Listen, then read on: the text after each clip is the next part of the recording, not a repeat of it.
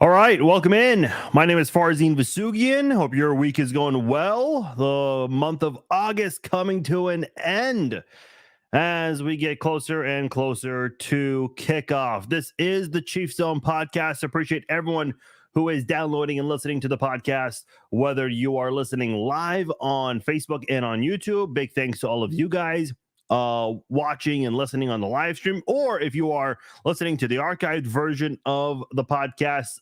Either way, appreciate you guys making this podcast part of your day, your afternoon, your night, well, whatever time it is while you're listening to the podcast, as a lot's going on the past couple of days with the Chiefs. We did a podcast last night, just 24 hours ago, talking about the 53-man roster, the initial 53-man roster, I should say. I gave my thoughts on all of that, so check that out if you haven't done so already.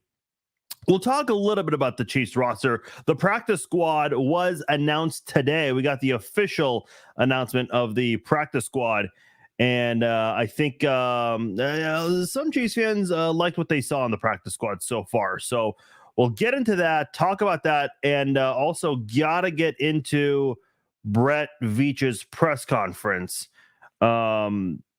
because he had some things to say about Chris Jones, and I'll get into that shortly. But Chris Jones appeared to have a direct response to him. Maybe indirect response to him, it would be the better word. This Chris Jones thing is getting a little weird. We'll jump into that shortly. All right. I see you guys in the chat. I see you guys listening to the podcast or watching live. So I appreciate you guys checking us out. Gonna get into those shortly in just a moment. There we go. All right. Before we go any further, just want to let you guys know this podcast is brought to you by SeatGeek. Go to SeatGeek.com. Get your tickets on there, whether it's a football game, a non-sporting event, whatever it is you want to check out, a concert, a comedy show, go to SeatGeek.com. And I got a little gift for you guys. For those of you who've never been to SeatGeek.com, first-time customers can use my promo code FARZIN for $20 off. You can go to SeatGeek.com. Check out what you want. Football season's here now. College football. Okay, last week was week 0, but this is the real start of college football this weekend. So you guys want to go to a college football game? You want to go to an NFL game? Chiefs, Royals, if anyone still cares. KU, K-State, Mizzou. Go to SeatGeek.com. Get your tickets there and use my promo code FARZIN. You get $20 off your first purchase from SeatGeek. Again, that is only eligible for first-time customers of SeatGeek. Use the promo code FARZIN for $20 off. All right. Michael, I see you. Michael, I see you. The other Michael, I see you. Several other comments on here. Appreciate you guys once again for tuning in live to the Chiefs Zone live stream. All right, let's get right into it because Brett Veach had his press conference about a couple of hours ago. Had it around 4 o'clock Central Time. Funny little story. They actually had a very difficult time setting up his the microphone. They could not figure out how to unmute him. So you could actually see the PR guys in the background trying to fix all of that. It was a funny ordeal. A10 had a lot of fun doing the play-by-play for that. Maybe you can check out their podcast version for that. But I will I'll start here with the whole Brett Veach thing because it got a little interesting with obviously the very first question was about Chris Jones. Brett Veach said that he is hopeful Chris Jones will show up for the first game, which is in 9 days, folks. Or actually 8 days, 8 days. He said there's been, quote, more communication the past couple of days. And he was pretty hopeful that he is going to, quote, be in the he's going to be in the lineup and ready to go for next Thursday's game. Brett Veach is talking as if he and Chris Jones have come to terms on some sort of agreement and that Chris Jones is going to play next Thursday. A follow-up question was asked what those what those conversations have been like. And also because Brett Veach is so optimistic that Jones will show up, the follow-up question to that was, is he going to show up with a new deal, with the current deal? And Brett Veach pretty much did not expand on that. He said he wanted to keep those parts of the conversation private, which I understand. Makes a lot of sense. I thought it was a good question, though. I mean, that you need to ask those kinds of questions. I appreciate that. One thing I was disappointed about with the media in this press conference here, nobody asked about Chris Jones' social media behavior with the all good things must come to an end, the cryptic tweets, the threat to hold out until week 8. Nobody asked any of those specific questions to Brett Veach. I mean, listen, you can ask all you want to Andy Reid and Patrick Mahomes. Those are not the guys that got negotiating the contract. The guy who's actually, and by the way, Reid and Mahomes were asked about that tweet about how Jones is going to supposedly threaten to sit out until week 8. But yet the media does not ask the person that's actually directly involved with the negotiations. So I thought that was interesting that no one in the media asked about that. But Brett Veach is talking as if he's very certain that CJ's playing next Thursday. I mean, he held out. He's held out for almost 40 days. Oh, yeah. Well, we're pretty sure he's going to play next Thursday. He's pretty sure he's going to be in the lineup.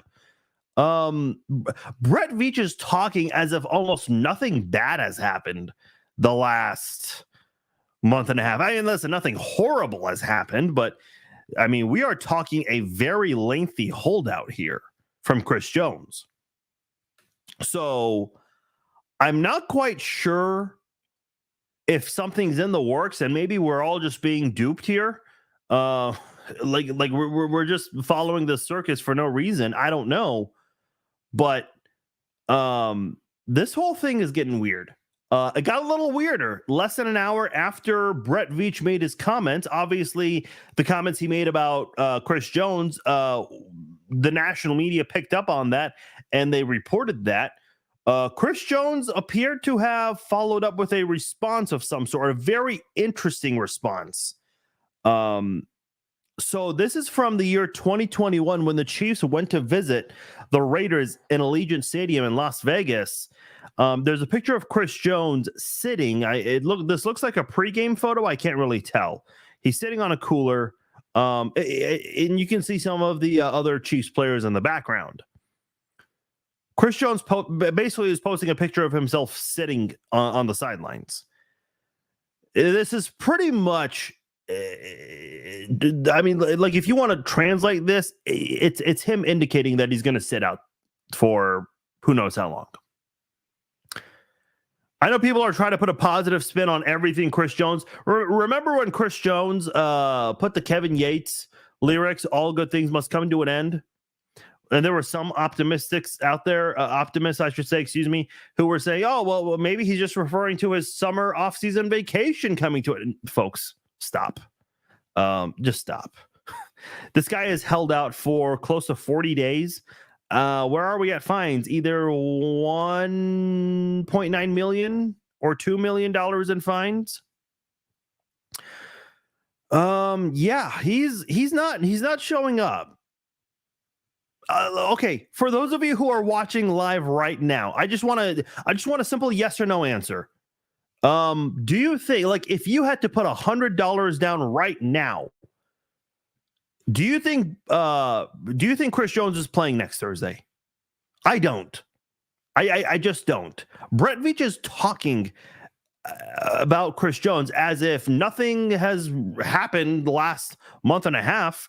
And that, okay, everybody's saying no except for one person. Yeah. Oh, Jesus Christ. I'm just laughing because we're using StreamYard and this is still kind of new to me. I mean, the comment section just lit up like a Christmas tree because the live stream is a little behind. So there's only one person that's saying Chris Jones will play. Everyone thinks Chris Jones is not going to be there on September the 7th, banner night, the first game of the season. The Chiefs are obviously going to raise that Super Bowl 57 banner and the flag. It's going to be a nice night, but Chris Jones will not be there for that. Yeah, I agree with you guys. I just don't see it right now. And again, Brett Veach is talking about all of this as if nothing weird's been going on the past month and a half. Michael says, if I don't have to put money, I'll say yes. Okay, fair enough, Michael. I see you. I see you. I just don't know, man. Like the Larry Johnson holdout was a little weird. And that was a time when Twitter was not, I mean, it did exist, but I don't think it was really a thing at the time. No one was using it. It was only a few people back then. So I don't really know. Here's my question, and I don't know the answer to this question. I don't know if anybody knows the answer to this question.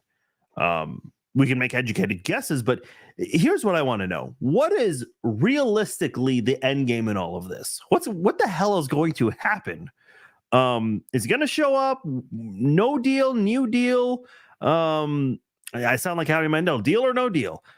Is he going to hold out? Is he going to get traded? And if he does get traded, when is that going to happen? If he's going to show up, is that going to be week 8? Is it going to be sooner? Is it going to be later?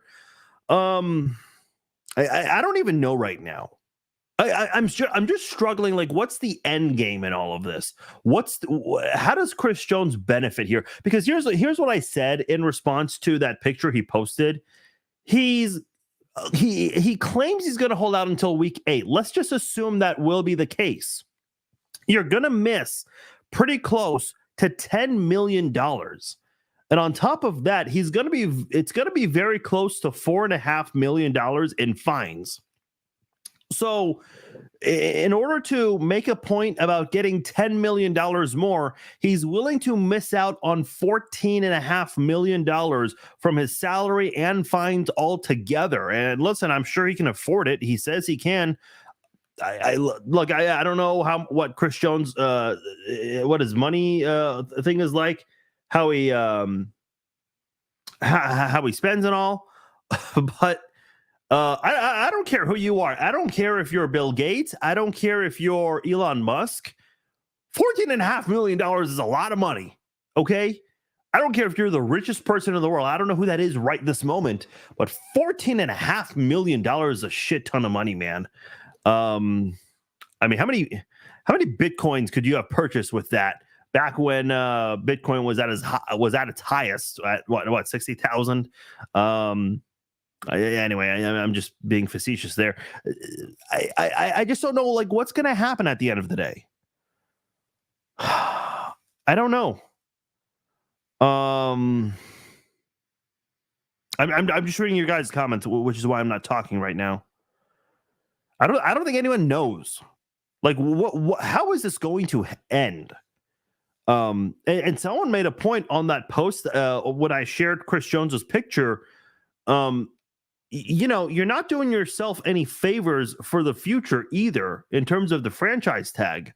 Now, I know there might be some people out there that say, well, there's a team that teams are not going to want him. No, trust me.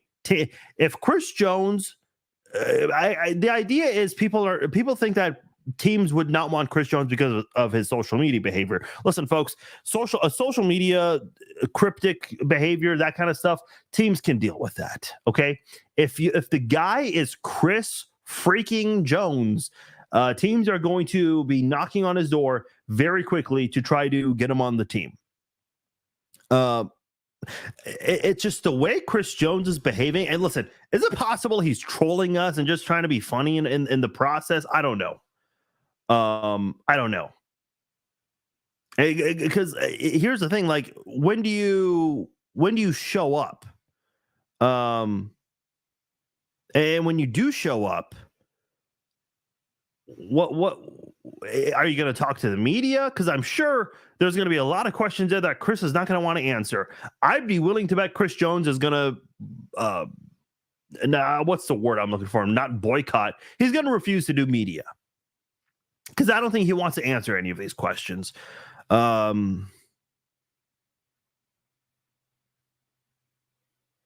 Oh, Eric says he lost respect for Chris when he told a fan STFU on Twitter because the fan said he should move back to defensive tackle.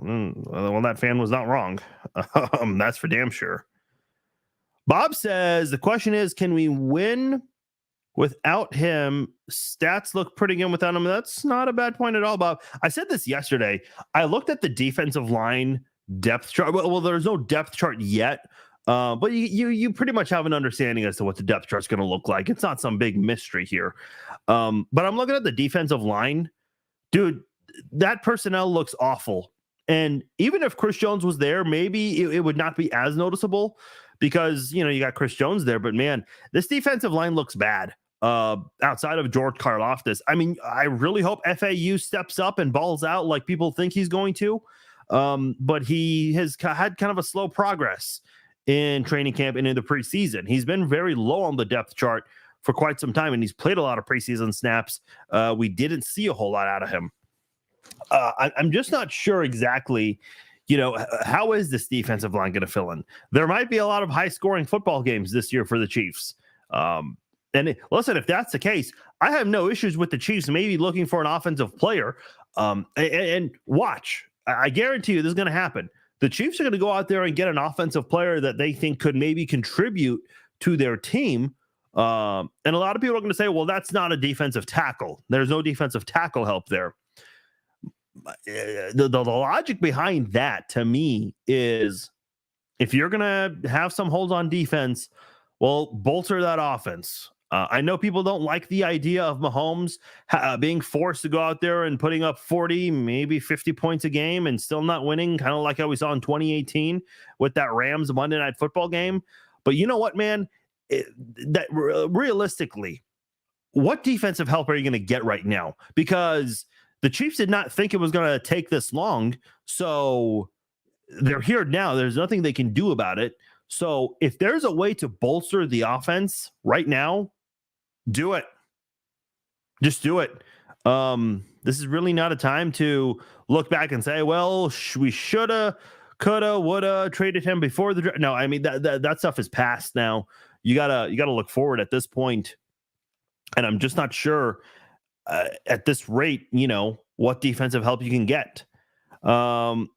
Michelle says, I agree. Teams do not care about CJ's trolling on social media. Yeah. Listen, I don't think he's going to be a free agent. I don't think the Chiefs are going to let him walk. If this drags on into the calendar year 2024, hopefully the Chiefs have a deep postseason run at that time.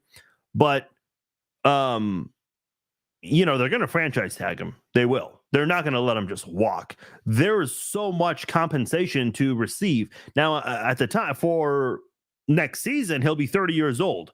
I know it's just 1 year, but going from 29 to 30 might not be as enticing for some teams, but there's got to be at least one team out there that's willing to give you some sort of compensation similar to what you got for Tyreek Hill last year or for Jared Allen back in 2008. When the Chiefs got, what was it, a 1 2/3 and a swap of 6-round picks. Michael is saying, I think we should re-sign Carlos Dunlap. By the way, Michael, I got to give you a hard time because you wrote resign and not re-sign. I've complained about this before, but this isn't grammar class here. Yeah, I mean, I'm not opposed to Carlos Dunlap coming back, but he's not a defensive tackle. He's a defensive end. And again, I'm not about. I think Carlos Dunlap was great last year in rotation. Didn't play every single snap on defense. Split a lot of time with that group of defensive ends they had with Dana, Frank Clark, Karlaftis, and I think they did really well, all things considered. Chris Jones anchored that defensive line, but again, you don't have him right now, so you're in a really weird spot without him. I don't know if you bring back Carlos Dunlap, could it help? Maybe, maybe not. I don't know.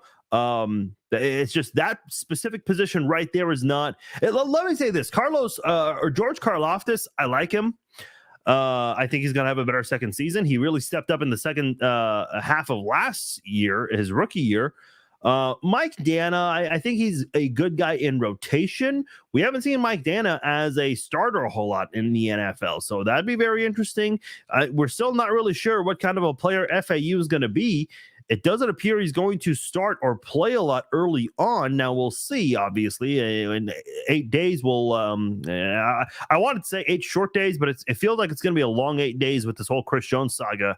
Unless we can get a clear-cut answer, like no, he's simply not coming, or yeah, we're whatever. There's just so much to say about that. But where was it going? Mike Dana, I mean, FAU. We're still kind of waiting to see what's going to happen there. And I'll get into the practice squad later, but they brought back Danny Shelton, who is going to be on the team's practice squad for now. I thought Danny Shelton did enough to get on the 53, but evidently not enough in their eyes. Michael, a different Michael, is saying, why shouldn't you take a team deal to stay when both Mahomes and Kelsey did it? Yeah, this is a really good question. Look, when you have two players, and we're not just talking, a good quarterback and a good tight end. We are talking about, a quarterback whose trajectory is, God forbid, provided that he doesn't get hurt, which doesn't seriously set him back, this guy really is on his way to being an all-time great. A lot of people in the media after Super Bowl 57, they did their top 5 quarterbacks of all time. Patrick Mahomes is already a top 5 quarterback of all time in a lot of people's eyes. Like, he could retire today and people would call him a top 5 quarterback of all time. Some of you might think that's a little too soon, and that's understandable, but again, it's impossible to deny this path he's on to greatness. And then you have Travis Kelce, who, for such a long time, the Chiefs had the best tight end in NFL history. And when he got traded to Atlanta, it was a pretty sad day. And people thought we would never see a tight end as great as him again. Wow. Travis Kelce, and again, kind of got off to a slow start because 2013, his rookie year, he didn't play. 2014 was that weird year where the Chiefs did not throw a touchdown to a wide receiver, and Kelce was really it was Kelce and Jamal Charles who were like the main pass catchers, and neither of them were a wide receiver.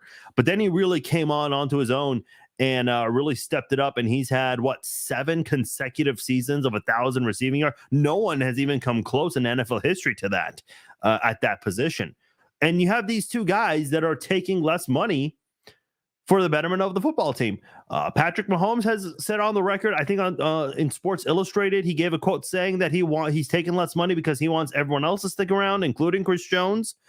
And then Travis Kelce, in his Vanity Fair interview, said that he's taking less money. He even pointed out Tyreek Hill specifically by name and said Tyreek Hill went and got 2 to 3 times more than what I'm getting, but I'm choosing to stay here, take less money, and win championships. And listen, I know Mahomes and Kelce are getting so many sponsorships, whereas with Chris Jones, the only big name sponsorship he has is DirecTV. He just did a DirecTV spot with Kelce, but I'm sure he's got other endorsements as well. I've seen him tag those companies on social media. So, Mahomes and Kelce are set off the field. What Mahomes is making off the field is more than what a lot of players are probably making on the field. Top tier, second tier players. It's just, by the way, I apologize if I'm not reading all of you guys' comments. I usually try to make a point to read as many comments possible. It's just impossible tonight. So many of you guys are commenting on this subject, so it is very difficult to get to everybody. So again, just understand I'm not ignoring anyone here. There's just so much to get into, and I've been skimming through the comments here, so it is hard to just stop what I'm doing completely and read them all. But I just know I'm reading what you guys are saying. A lot of you guys seem to just be in this. Okay, let me ask one more question for everyone watching live. Oh, yeah, the year with no wide receivers. That was, what's weird? I covered KU football in 2012. They did not have a touchdown pass to a receiver that year. And then 2 years later, the Chiefs do it. Oddly enough, the Chiefs were so close to going to the playoffs that year. Okay. Here's my question to you guys. Again, simple yes or no answer. I just want to know what you guys think here. I've gone back and forth My answer is yes on this. My question to you guys now is, do you think Chris Jones has played his final snap as a Chief? And if you say yes, obviously you're thinking that Super Bowl 57 was his last game as a Chief. I'm curious to know what you guys think. I think we've seen the last of Chris Jones in a Chiefs jersey. I think it happened in Super Bowl 57. The last time we saw Chris Jones in a Chiefs-related event was that ESPY award where he was up there with Mahomes, Kelsey, and Pacheco accepting the award for best team, which was a pretty special night because that was a really good night for the Chiefs. Mahomes took 2 other awards for best male athlete and best NFL player. Okay, a couple of you guys, Danny and Bob, are saying no. Josh is saying no. Everyone else is saying yes. So not only do a lot of you guys think that not only do you guys think that he's not playing next week on Thursday night, a lot of you guys are very certain that he's done as a Chief. I agree. I just don't know. Like the way Chris Jones is behaving on social media, it's like, you know, it's just weird to see him come back. You know, I know Patrick Mahomes said in the press conference, you know, we'll welcome him with open arms, but you know, with the things that he's saying, oh, I'm going to hold out until week 8. I'm going to, I can afford all these fines and whatever. It's just not a good look, man. Like there are a lot of guys on the team that aren't making what Chris Jones is making right now, which is supposed to be $20 million this year. But I mean, I don't know, man. I just don't know how a lot of people are going to respond to something like that. I see a few other yeses here, a couple more no's. Yeah. So some of you guys are 50-50. Okay. Yeah, I don't know, man. It's just, I feel like the whole thing is just too far gone. It's a lost cause. Again, we have seen some disgruntled players with contract situations, like Justin Houston. He was not present for the 101 awards to accept his defensive player award. Larry Johnson had somewhat of a lengthy holdout, not as lengthy as this. There have been a couple of others, but we just have never seen it come down to this. I remember Jared Allen, you know, he wasn't very happy with how things were going with the Chiefs, but they were able to come to terms on that pretty quickly. They found a way to trade him before the draft. The Vikings got their player, and the Chiefs got a lot of draft picks. And the Chiefs, you know, they were able to get some good players in that draft. Guys like Brandon Flowers, Brandon Albert, Jamal Charles. At the time, people thought Glenn Dorsey was going to be a big deal. So in the moment, you know, at least you got something so you could move forward with. Right now, going into week 1, your best defensive player and one of the best, easily a top 3 defensive player in the NFL, you don't even know what the future is like with him right now. So Scott is saying trade him, get picks and cap space. I agree with all of this. I do want to make a point that if he's not showing up for games, okay, let me just, I was about to go somewhere else, but let me just stick with one point. If he doesn't show up for Thursday's game, he's not going to get the paycheck for that week. And by the way, it's not a game paycheck, it's a weekly paycheck. So you get paid for every week, including your bye week. That money that Chris Jones is supposed to get, that is going to go back to the Chiefs, and you essentially create cap space like that, which, by the way, is going to be important because you're going to have injuries. Unfortunately, that's just the nature of the sport, and you're going to have to go sign guys who are available in free agency throughout the season as that happens. So that is going to be a thing that happens. Now, if he does show up, the Chiefs can still have him placed on the reserve list, and he's not going to get paid for that. But I don't know why Chris Jones would do it. No one's going to show up to not get paid. So I don't think we're ever going to see that scenario there. Ed says, in my opinion, he will be back Tuesday. Okay, this is what I heard Seren Petros say on 810. I don't know. Maybe he just wants to enjoy Labor Day weekend with the fam and then show up on Tuesday. I remember do you guys remember Kyle Orton when he signed with the Chiefs in 2011. Yeah, 2011, because that was the year Orton and the Chiefs handed the Packers their first and only loss of the regular season. The Chiefs signed him like the week of Thanksgiving, and he didn't show up for practice that week due to a personal matter. And a lot of people at the time were like, the personal matter is probably just him wanting to enjoy Thanksgiving with his family. Like he doesn't want to go to a new team and do all these new things. Yeah, I just got the Bleacher Report notification that says Chiefs GM hopeful on Chris Jones deal. I don't know, man. It's just that picture. Let me pull up that picture.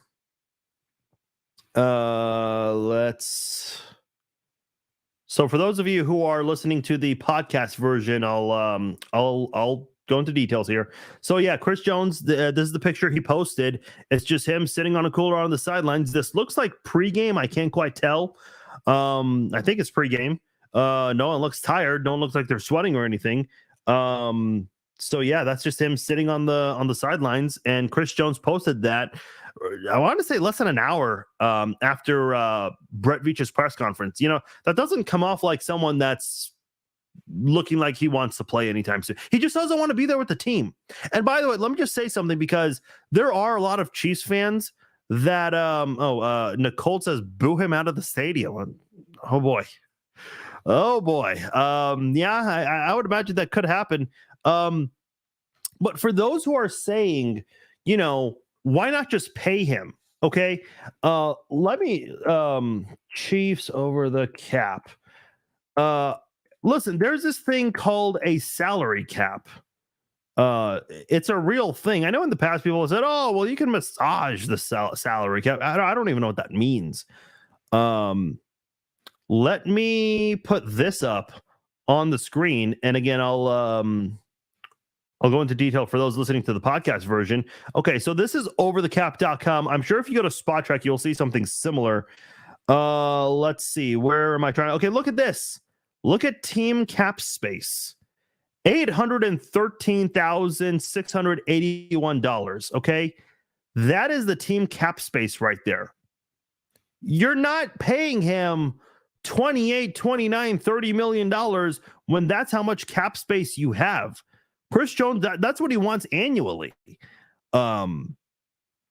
Now for 2024, how much cap space? Okay, $60 million. Obviously, that's going to be spent, and I think they're going to spend it on a lot of guys. Guys like Creed Humphrey, Trey Smith, Nick Bolton, L'Jarius Sneed, and obviously some potential free agents.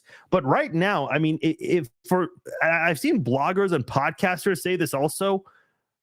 With this, look at this. This is $813,000. How are you going to give Chris Jones an $8 to $10 million raise when you don't even have $1 million in cap space? The reason you're going to get $1 million in cap space, more than $1 million each week, is because Chris Jones is going to hold out, and we don't know how long the holdout's going to be for. So again, for those who are wanting him to stay, yeah, I mean, I get it. I want him to stay too, but at the end of the day, the guy's not going to show up. He wants his money, and the Chiefs just don't have the funds for that right now. So, ultimately, it's just, see, Michael is saying, what the fuck is a salary cap? Yeah, exactly. Yeah, paying Chris Jones is easier said than done, 100%. So at the end of the day, what is Chris Jones' end game here? Because he's not doing himself any favors. Our team's going to want him next year? Yeah, of course. But they're going to have to give up something, because there's no way the Chiefs are just going to let him walk. They're definitely going to want some sort of compensation at the end of the day. All right, let's move on from that. I do want to get into the practice squad, because the Chiefs did announce their practice squad. I think there are some happy reactions here. Let me zoom in on this a little bit. There we go. So the Chiefs, about an hour ago, officially announced their practice squad. Kind of some surprises here. So Chris Oladokun, he is the third quarterback on the team. The Chiefs chose to keep two on the team, Mahomes obviously, and Blaine Gabbert. Chris Oladokun over Shane Buechele. That was a surprise to a lot of people. some people like what they saw from Shane Buechele in the preseason, including me. And I think Oladokin did some good things too, but at the end of the day, just wasn't much. Running backs, Deneric Prince and LaMichael Perrine, or Perini, excuse me. I did it again. I really liked both running backs. A lot of people were surprised that Clyde Edwards-Helaire stayed on the team over both of these guys.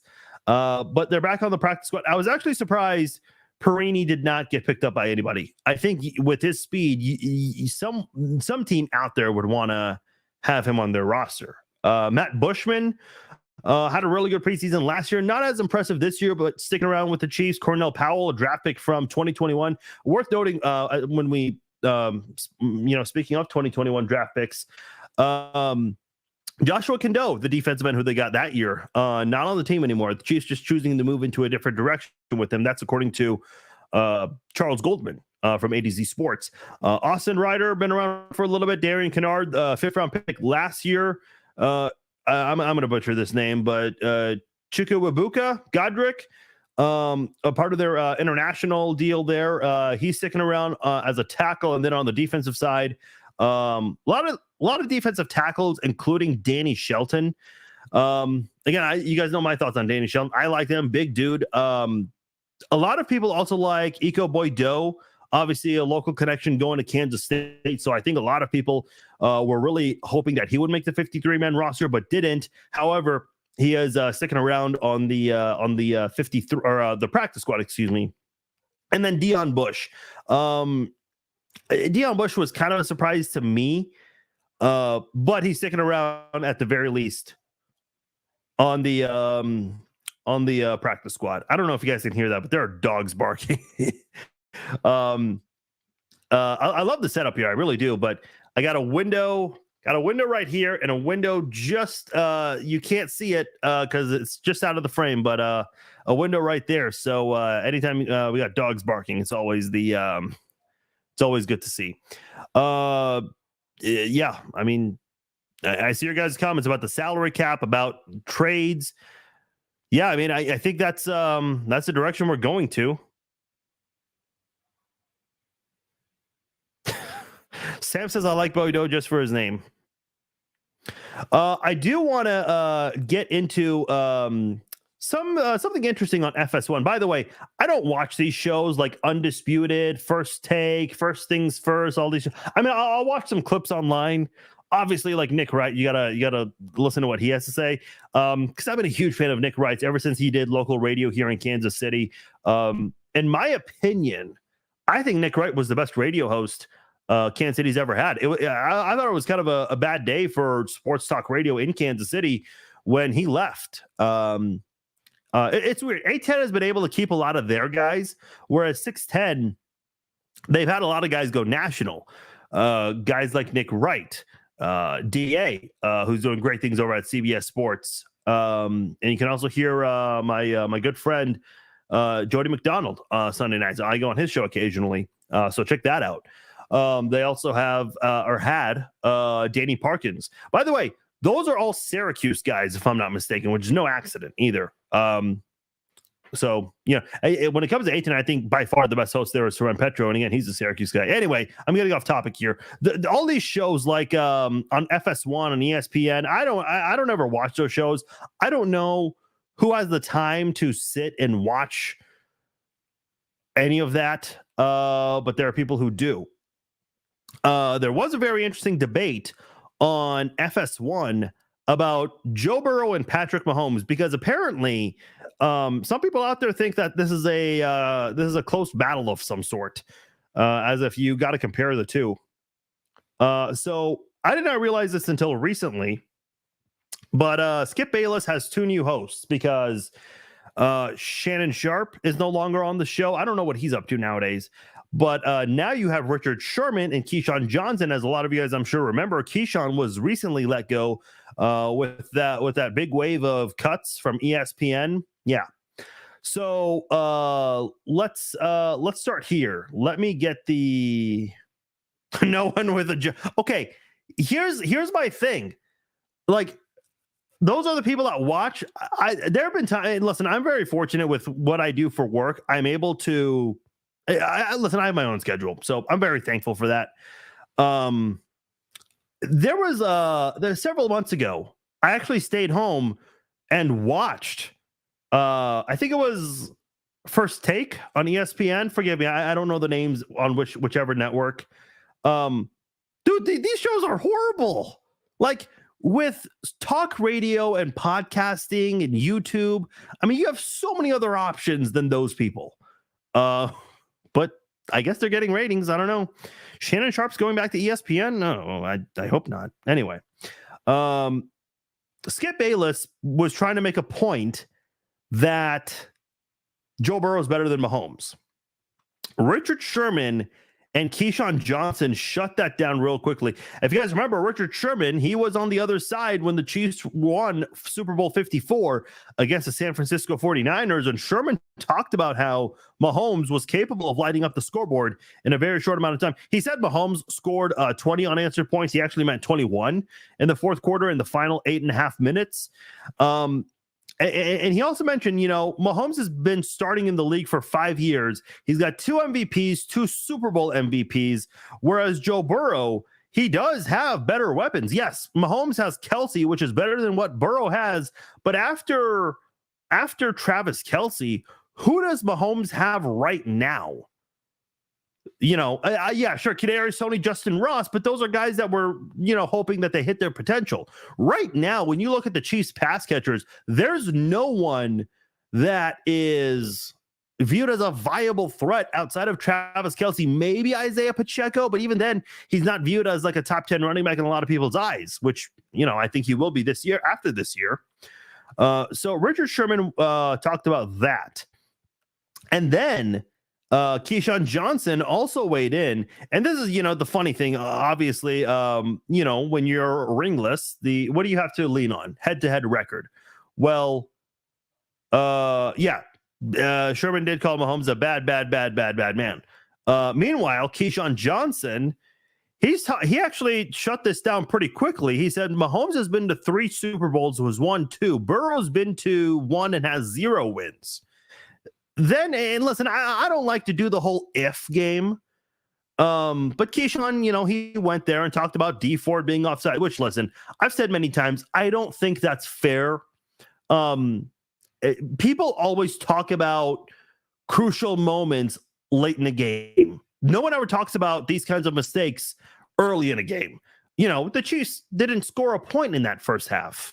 But, Keyshawn mentioned Dee Ford being offsides and how the Chiefs got an interception on that play. And then Mahomes not having a viable offensive lineman in the Super Bowl against Tom Brady. And then he also went out. And by the way, Richard Sherman also said this. Keyshawn Johnson brought up how Burrow has Jamar Chase, T. Higgins, and Tyler Boyd. And I thought that was actually a very good point here.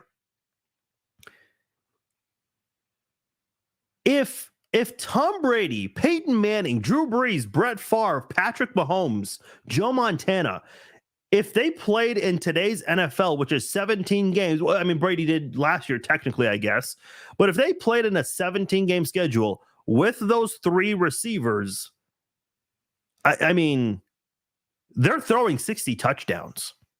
Now, I know what Bengals fans love to lean on. Oh, well, the reason the Bengals lost the AFC Championship game, first of all, the refs. That's one reason. Then they go on about how Joe Burrow had 3 offensive linemen missing. Well, the 3 absent offensive linemen certainly did not have any impact the week before playing the Bills. The same Buffalo Bills team that everybody thought was mighty and invincible and that nobody could match them personnel-wise. But the Bengals had no problems doing that in that game. That's the same game Stephon Diggs put up his arms like this to Josh Allen. Then, you look at the AFC Championship game, the 3 absent offensive linemen, Joe Burrow threw 2 picks in that football game. Neither one of, by the way, to rookies, okay? Neither one of those picks had anything to do with getting pressured in that game. So people just want to make whatever excuses they want because it didn't go in their favor, especially Bills fans or Bengals fans. Oh, Bills fans too. By the way, in that football game, Joe Burrow had a 70.2 passer rating. So yeah, blame the refs, blame, the offensive line absence, but don't blame, the 70.2 passer rating. And by the way, Pat McAfee, who I enjoy his show. Not only is he informative and entertaining, but I think, they bring the facts on that one. They did a great job comparing Kirk Cousins to Joe Burrow and how much shit that Kirk Cousins gets for Minnesota's disappointing endings year in and year out. Whereas with Joe Burrow, who hardly does anything. And by the way, Keyshawn Johnson mentioned this. The Bengals defense was 6th in points allowed. The Chiefs were 16th. So again, you want to talk about all these excuses that people want to put up, and people just don't want to give Patrick Mahomes. Oh, well, he had Tyreek Hill and Travis Kelce. I don't recall Tyreek Hill being on the team last year when Mahomes went and won MVP. And by the way, he won MVP with 2 of the worst offensive tackles. Orlando Brown Jr. and Andrew Wiley. They led the NFL in quarterback pressures allowed. Now, I mean, it's not really much of an upgrade from Orlando Brown and Andrew Wiley. You could put a hot potato there, and it would be an upgrade over Orlando Brown. You got 2 better offensive tackles, and Donovan Smith and Jawan Taylor. So it's only going to bode well for Patrick Mahomes. And, if the wide receivers live up to their potential, obviously people are going to now say, oh, well, he had weapons again. Andy Reid found a way to find him. Brett Veach found a way. It's just people don't want to give the guy credit for constantly proving everybody wrong, which I think is hilarious. 10 years ago today, I did not think my team would be in this position. But here we are. You look at Patrick Mahomes. And the fact that, he has 2 better offensive tackles, it's going to be a better year for Mahomes. And he just won MVP, both in the regular season and in the Super Bowl. So think about that for a moment. Oh, by the way, one of those offensive tackles who didn't do very well, the guy who led the NFL in pressures allowed amongst offensive tackles, where is he now? Oh, yeah, that's right. He's going to go protect Joe Burrow, the same Joe Burrow who's currently dealing with that calf injury coming back. Let me put this up on the screen real quickly. Bear with me. Let me see if I can pull this up. Yeah, I just found it. Okay, good. Bear with me because I posted this and not a single Bengals fan had anything to say. I know Bengals fans love coming on my page, which is awesome. All they're doing is helping me. Look at this. This was from August the 17th. Kelsey Conway, who covers the Bengals. Trey Hendrickson, easily the camp MVP, just beat Orlando Brown badly for what would have been a sack. Boy, who was shocked to hear that? Orlando Brown Jr. allowing elite defensive players to slip by? I mean, if you want to be the highest paid player at your position, sure, you be the best against the best. Like, well, what does Ric Flair say? To be the man, you got to beat the man. Okay. Orlando Brown is not beating anybody. Yeah. Justin says on one leg.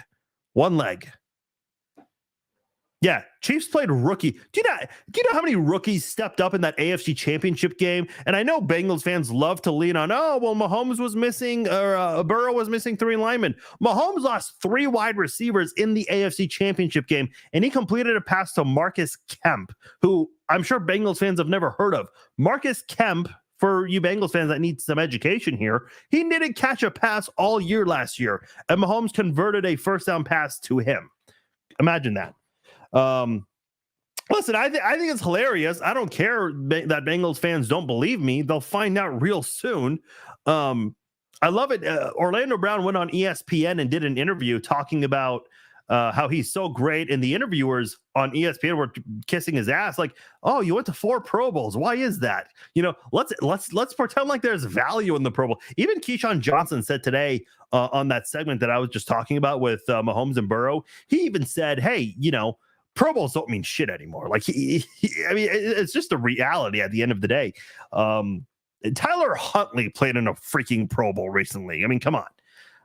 But anyway, I digress. The point I'm trying to make is this. You think you got yourself Orlando Pace? Okay, fine, have at it. I'm going to be on here reminding people. And by the way, is Myles Garrett playing week 1?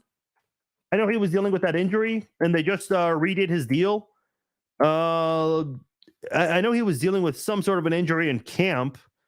It appears like Myles Garrett's going to play week 1. There's no I don't see any headlines concerned about his absence.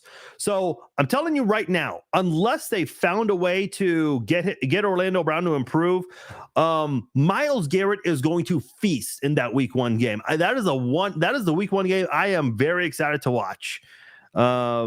Yeah, I'm looking forward to seeing that. Eric just said there's going to be 3 minutes worth of clips. Yeah, there will be.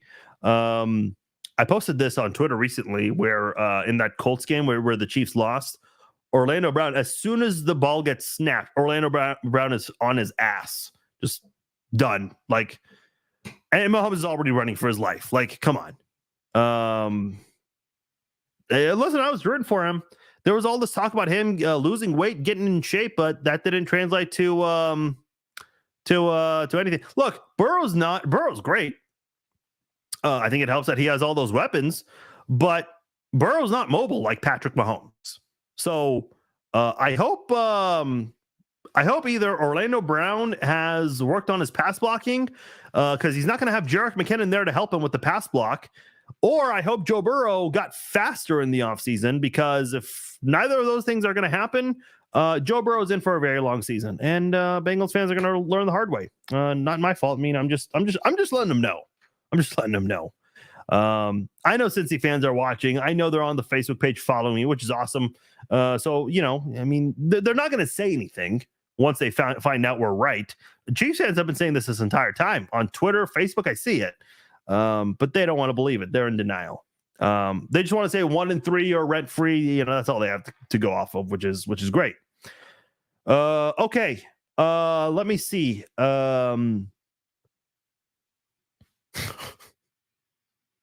Where were Bengals fans before Burrow? Can't say the same about Mahomes. We've been here. Yeah, people love to say that the Chiefs haven't. Yet somehow in 2013 and 2014, when Mahomes was not even at Texas Tech yet, or he just got started at Texas Tech, the Chiefs broke the record for loudest stadium in the NFL. How do you have the worst pressure rate when Mahomes has the deepest dropback in the NFL?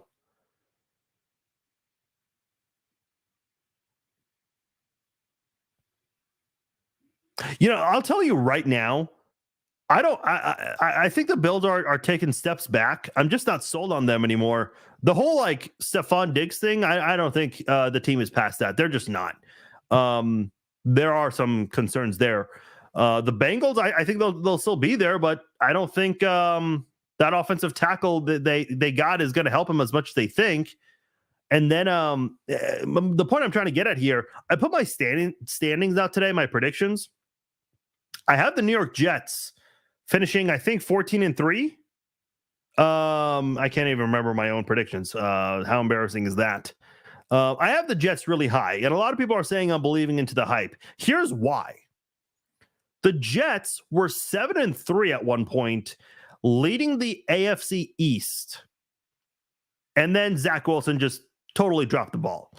They have a far more viable quarterback in Aaron Rodgers. And I know Aaron Rodgers did not have a good year last year, although in the second half of the season, they did play better and had a shot at the playoffs at the very least. So looking at the AFC East right now, I still think it's going to be very competitive, but the Jets, man, I think they got better this offseason. And, the roster they have now, if the Jets are ever in position where they're 7-3, I mean, they're going to take advantage of that. They're not going to let it go like they did last year. Not with this new group. They're just not. So I think the Jets are going to be an even bigger threat than the Bengals and the Bills to the Chiefs. I really do. Another team I think that's going to be a threat to the Chiefs this year, I think the Jacksonville Jaguars, man. I think they've figured things out there. I think, listen, I was excited when they got that former Ohio State and Florida coach, Urban Meyer. I forgot his name for a moment, but that was just a disaster. He didn't even make it to the end of the season.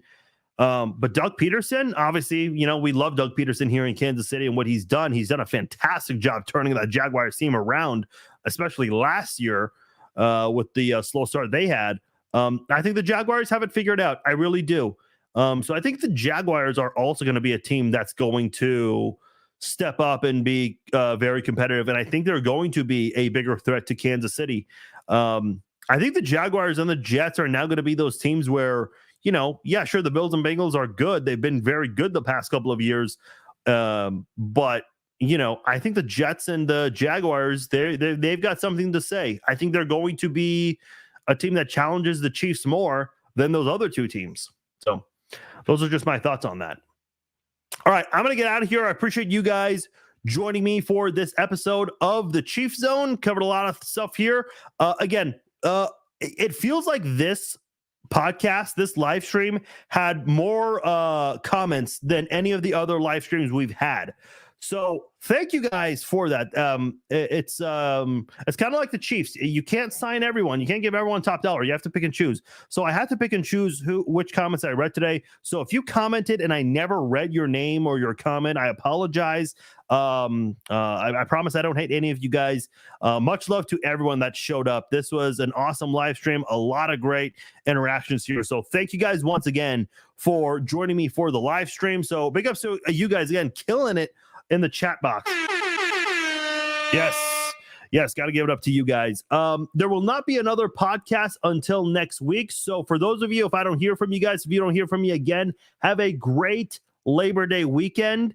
I may or may not chime in and do a live stream here or there, but not going to be anything big unless there's breaking news. So until then, have a great Labor Day weekend. It's the last weekend before the NFL season kicks off. Week 1 of college football this weekend. Enjoy it. I'm Farzin Vousoughian. This is the Chief Zone. I'll talk to you guys later. Take care.